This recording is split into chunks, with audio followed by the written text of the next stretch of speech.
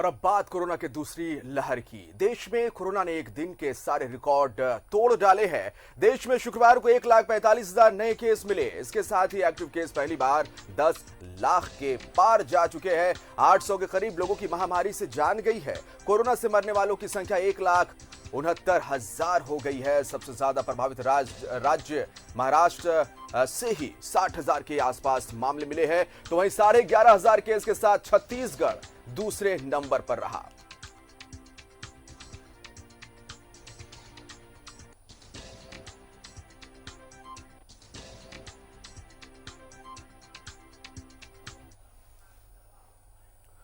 और सीधा रुक करेंगे ज्यादा जानकारी के लिए सीधा देश की राजधानी दिल्ली, जहां हमारे सहयोगी अमर हमारे साथ लाइव जुड़ रहे हैं। अमर, देश में कोरोना की दूसरी लहर है, कितना खतरनाक साबित हो रहा है? अंदाजा इस बात से लगाया जा सकता है कि एक दिन में ही सारे रिकॉर्ड इसने तोड़ डाले हैं। देश में शुक्रवार को 1,45,000 नए केस मिले हैं। इसके साथ ही एक्टिव केस पहली बार 10 लाख के पार जा पहुंचा है।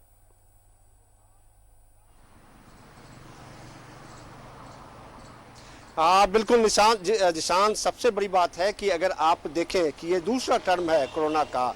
पहला टर्म आपने देखा था कि मार्च 2020 23 तारीख को लॉकडाउन किया गया था, और उस केस को अगर आप देखें और आज के 2021 के मामले को अगर आप देखें तो इसमें ज़्यादा खतरनाक है और दुगनी स्पीड में ये आगे बढ़ती जा रही है। कहा यह भी जा रहा है कि दूसरा फ्रेम जो है कोरोना का ये ज़्यादा स्ट्रांग है, क्योंकि दवाई और इस पर जो है वो ज़्यादा खतरनाक है और लोगों को ज़्यादा नुकसान ये पहुंचा रहा है।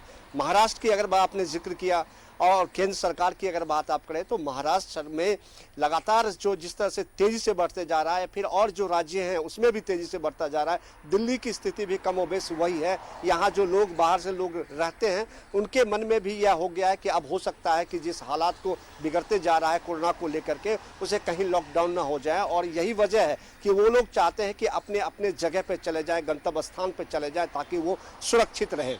दिल्ली में स्कूल कॉलेज को बंद कर दिया है अगले आदेश तक। उसके बाद रात में अगर आप देखें तो रात में कर्फ्यू लगा दी गई है पूरा एनसीआर में, चाहे वो नोएडा हो, चाहे गाजियाबाद हो, या फिर आप दिल्ली कह सकते हैं कि ये तमाम जगह जो नाइट कर्फ्यू है। और उसके बाद एहतियात के तौर पर जो पुलिस वाले हैं वो उसको चेक इन में लगाया गया है कि ताकि अगर मास्क वगैरह आप ट्रैवल करते हैं या फिर आप घूमते फिरते हैं तो आपको 2,000 रुपया की फाइन देनी पड़ेगी। ये एक सख्ती से इसको निपटारा किया जा रहा है। लोगों को हॉस्पिटलों में अगर आप कहीं भी जाएं, दिल्ली की कमोबेश की अगर स्थिति ये आपको मैं बता दूं कि सभी हॉस्पिटलों की हालात कमोबेश वही है, बिल्कुल फुल है। आप अगर देखें बेड की बात करें, ऑक्सीजन की बात करें, तमाम चीज़ें हैं जो लोगों को दो चार करनी पड़ रही है, समस्या का सामना करना पड़ जा रहा है। कई स्कूल है जिसमें जो है क्वारंटाइन बनाया गया है।